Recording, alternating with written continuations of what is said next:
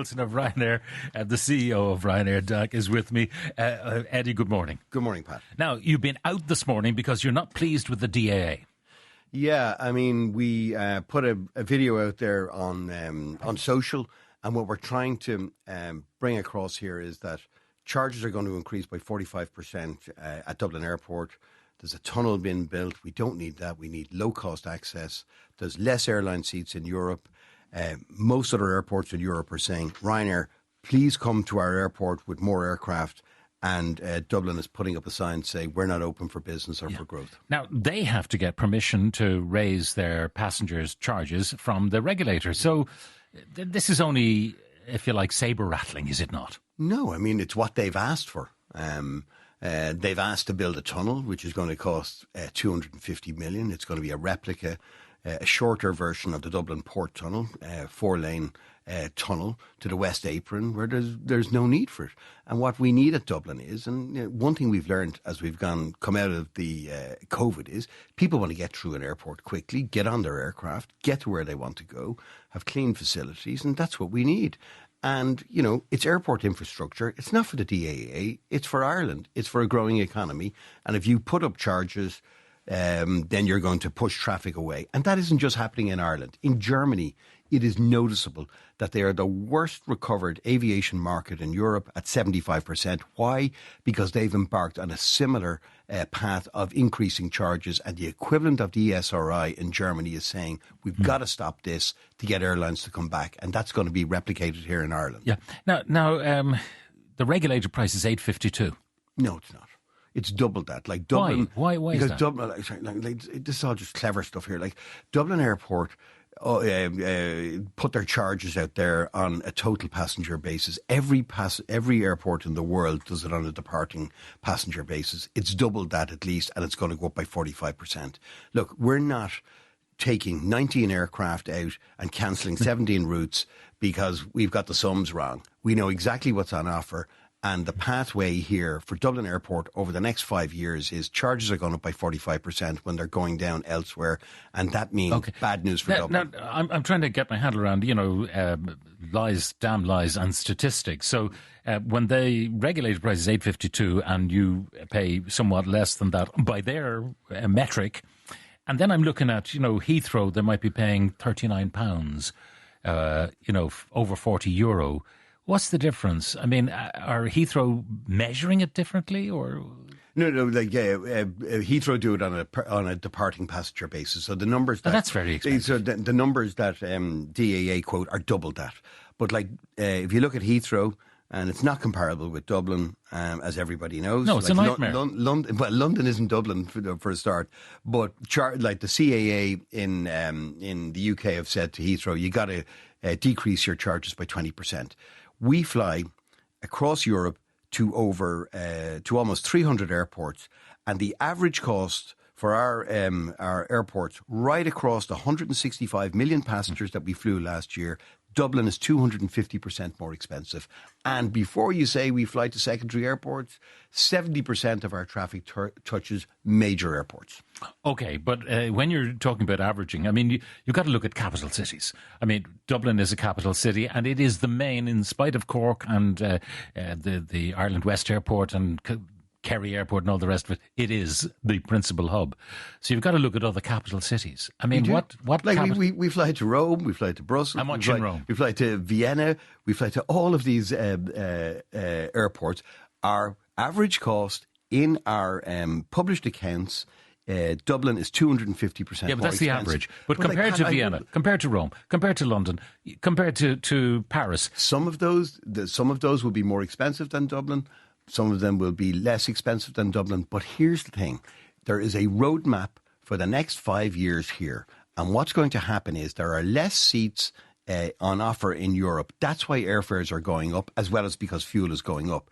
Most airports are saying, Ryanair, we want your traffic. Please give us some of that extra capacity. What Dublin is saying today, it's going up by 45%. We don't want any extra growth because we will not allocate growth to somewhere that's growing by 45%.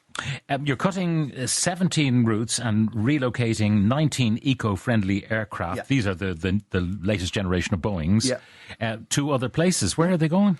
They'll go right across our network. I mean, they'll be allocated right across like Spain, Italy. I mean, it doesn't lower our carbon goals because that's all counted in the atmosphere of what we will actually emit. But it will be bad news for Ireland and its emissions. But these aircraft carry more passengers, more fuel efficient, less noise, and they're now migrating out of Dublin, and that's unfortunate. Now, people might suspect, look, it's the winter. You're pulling them anyway, and you're just using this as a stick to beat your old colleague Kenny Jacobs over the head with. No, what we have is that you fly less in the winter time, but if you compare this winter with last winter at Dublin Airport, we're down 10%. And, talking about, Kenny there's a new management team in there. They didn't make the decision on this 250 million tunnel. They should be brave enough to stand up and say, this isn't a priority. Let's build low-cost gates there. Let's support the economy with low-cost access. And let's find a different way of being more efficient to support the economy. And don't forget, Pascal Donoghue put in a traffic recovery scheme post-COVID, and Ryanair stood up and brought back 117%. And Dublin was fully recovered. The DAA, if they go ahead with this, will unwind and unravel that scheme completely. Now, you're the low-cost airline, that's your boast. So obviously you want to squeeze everybody, including the DAA. But there are some airports, that will not be squeezed. They say, I give Heathrow, which you don't fly into, as a good example. They don't have enough slots for all the people who want to fly in. Correct. So they can actually turn the screw themselves, can't they? Which is why we say that Dublin isn't Heathrow. Dublin is in the northwest Atlantic, and it competes with airports throughout Europe for capacity. There's less capacity. If you put up your charges, you're not going to get that capacity. And Ryanair looks at its cost base. We buy aircraft at the right time. It's the same price no matter where we locate them. Fuel is the same because we hedge it. Staff broadly is the same across Europe. The one striking variable costs are airports. And if an airport is putting up its cost by 45%, they are certainly not in line for growth. And they are a gateway for the Irish economy. It's not DAA infrastructure. It's all of our infrastructure here to support a growing economy. And they're working against government policy. I flew home from Vienna in July, says a texter. Ryanair outsourced to Lauda. The service was appalling. We sat on the runway for an hour and a half with no air conditioning. That's from Smithy and Swords. Yeah, Lauda is part of the Ryanair group. They have about 28 Airbus aircraft. Vienna is their home base. And they also have operations in Stansted as well, and we also in Croatia. So it's part of the group structure. But this was a one-off, do you think? Because Lauda was founded by the Formula One racing driver, Niki Lauda. Niki Lauda, who's since passed away, but it's part of the group, why don't Ryanair fly more from Shannon, asks Joe in where? Limerick. We do. He says, more. Yeah, I mean, we have a steady programme of growth there. We've got a long-term deal out to 2031. They're doing a great job in Shannon to attract aircraft, as are the DAA in Cork as well. People wondering why you don't fly more from other airports in Ireland. I live in Glasgow, largest city in Scotland. I still cannot fly direct to Cork post-pandemic, only from Edinburgh. Edinburgh might be the capital, but the population is much lower than Glasgow. I thought they shared an airport. No. There's three airports. You've got Prestwick, you've got Glasgow Central Airport, you've got Edinburgh. So Edinburgh goes well for us, but certainly we'll look at it. From a very regular Ryanair flyer, can you ask Eddy why the extremely popular winter schedule for Carcassonne was dropped this year? The flight was almost always full. Keep up the good work from Les in Rathdrum. Sorry Les, but that is one of the 17 route cancellations today. And it should be back next summer, but we haven't decided exactly what we're going to do with capacity.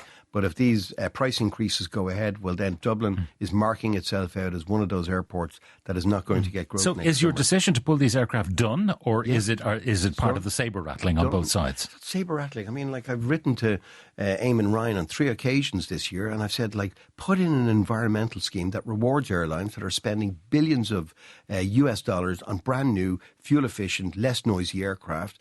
And he could change that today, similar to what you do with having less tax for electric cars and more tax for V8 engines. They could do that with airlines at Dublin Airport today, and they haven't done anything about it. Eddy Wilson, CEO of Ryanair.